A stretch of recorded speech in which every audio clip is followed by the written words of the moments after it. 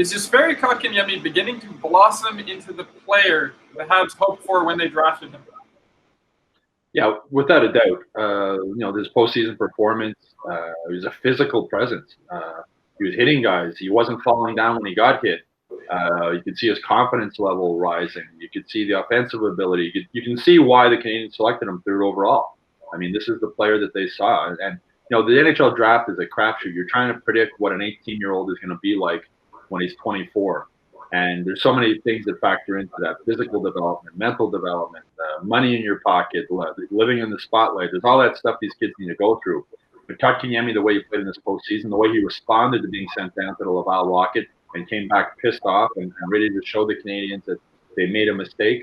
We're seeing now the player that the Canadiens thought and hoped they were going to get when they selected him third overall. I think he's maybe even a little bit ahead of schedule. I think this postseason experience was fantastic for him, and I'm looking forward to see what he can bring and watching him develop more moving forward. Sorry, Jessica. I think this shows his character as well. We've spoken about how players respond when they're put in a situation that they're not happy about. And he came back angry and wanting to prove people wrong. But I also think it's important that people have to realize to be patient with some of these young players. Last year, he was the youngest player in the NHL. Questions about if he was even going to make the team last year. He made the team. And then this year, he had an up and down year. Some people were writing him off, saying that, this was another lousy pick by the Canadiens.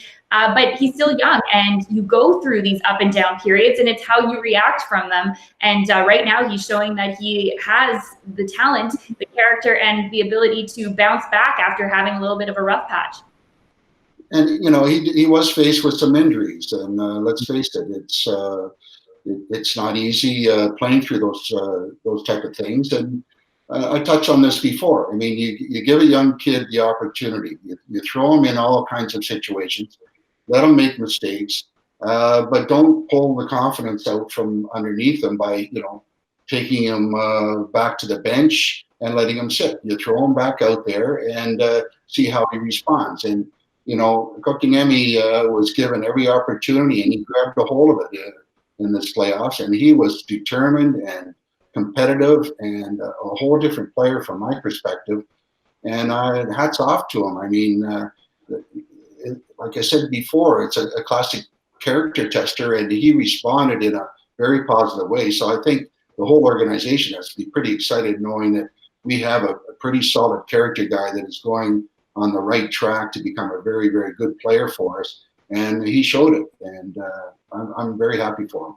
Just as you said, and he's 20 years old. I mean, people were already saying that he was a bust and saying they should have drafted Tkachuk. It was a mistake not drafting Tkachuk, and maybe it will be. Maybe 5 years from now we'll say it was a mistake that they took Kotkaniemi over Tkachuk. But it's too early to tell. And he reminds me a lot of Joe Thornton when the Bruins selected him and he struggled his first couple of years. A big guy, big kid growing into his body, and Kotkaniemi's the same way. So, give it time. Give it another couple of years, 3-4 years, and then you can make the determination whether they made the right pick. But right now, the way he performed during this postseason leads me to believe that they might have made the right pick there.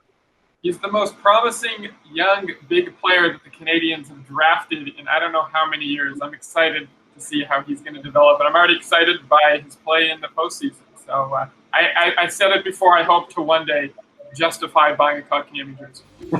Go to hockeyinsideout.com now and check out this week's full episode.